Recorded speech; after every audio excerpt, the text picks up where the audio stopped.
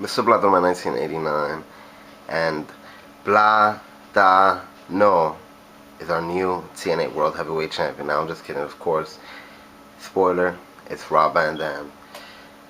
Now, at first, when this first happened, I didn't know how to feel about it. I had mixed feelings because I was just like I was shocked. I was just so shocked that first I questioned if it should have been on a pay-per-view, if it should have more build-up, and stuff like that. But after a while, and then I didn't want AJ's title reign to end, so I just had mixed feelings altogether. But now looking at it, I think this was a good move in TNA. First of all, AJ's title reign, it still didn't get dry in my opinion. There still had many feuds left in it, and he was a great champion in my opinion. But I guess it is good to kill it at its high point so that when he wins the title again, it's not going to be a drag. It's still going to be exciting.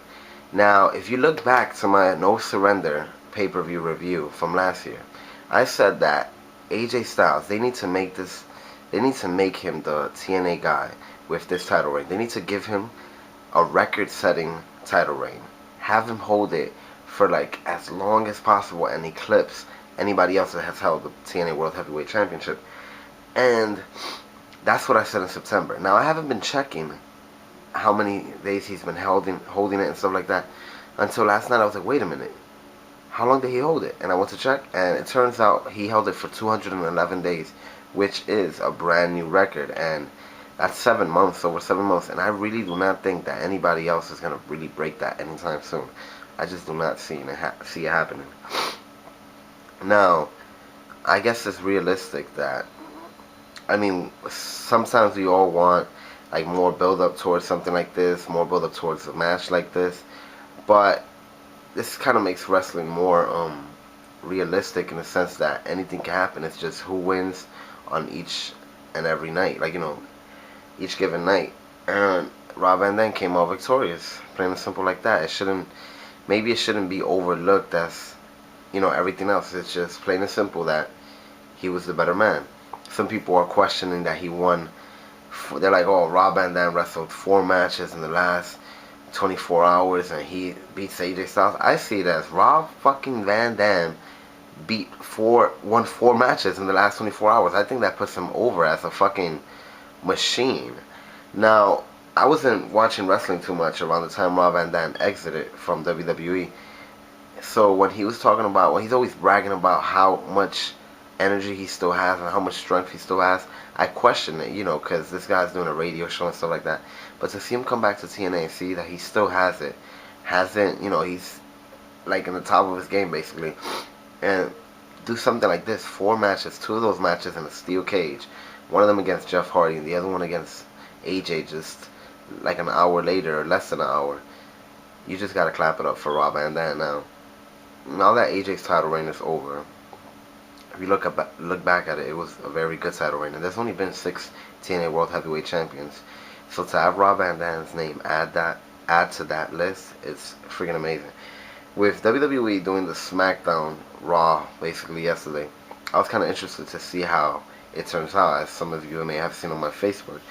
But with everything that was going on TNA, I only flipped the channel probably once and saw the CM Punk Triple H segment, and that's about it, and some of the Swagger Undertaker. But by that point, I was just in a total bliss of everything that was happening in Impact. Whether it was the tease of somebody coming in for the Lethal Lockdown rematch of sorts, and the Jeff Hardy versus Rob Van Dam, and then the Rob Van Dam versus AJ. There was just enough things in TNA Impact yesterday to keep me interested. Now, I kept thinking, oh, who could it be? It's probably Tommy Dreamer. Oh, who's going to be the new person? And it was Samoa Joe, which actually got a huge pop from me and made me celebrate. So it's great that they tease somebody's going to be in this match, a mystery guy. And instead of having to bring somebody out, they just look inside the company and it gets the same reaction that somebody else would have probably had. Because I was marking out for Samoa Joe, and he came out with the old trunks, and he just looked so badass, and he went in there and fucking dominated like only Samoa Joe can. So I'm very excited for that. Now, Rob Terry, I was like fucking booing the shit out of him when he came out. like I said, some people say that his in-ring quality has not improved. I think it has. If you see him at Bound for Glory, he almost killed like 4 of those guys. So I think his in-ring quality has improved, but I don't think I care. I don't have interest in Rob Terry no matter how they book him. So I don't even know what to say about that. Now, other notes from Impact. Madison Rayne becoming the Knockouts champion. That was kind of surprising, especially since they just gave it to Angelina. I need to see where they go with that. And I love Madison Rayne, but that was just very surprising. All the beautiful people have the championship right now. And I think they deserve it. I mean, these girls, they're put on the spot like every week to perform. And they do, for the most part, entertain. And they're the girls that I think... I always thought this about the beautiful people when Angelina and Velvet were there. And I think I still do. That I think these girls would have been very over if they were in WWF during the Attitude Era. I'm a big fan of the beautiful people, and I don't mind them having all the belts right now.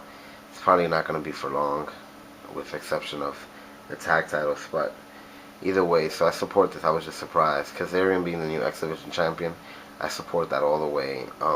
He was supposed to win it in 2008 and didn't. So it's a long time coming, and I think he could really carry this division. Now, other notes from Impact, like AJ losing the title. I think it should be AJ versus Rob Van Dam again at Sacrifice. Now, some people, including myself, would have preferred that they wait for this feud to happen around Bound for Glory.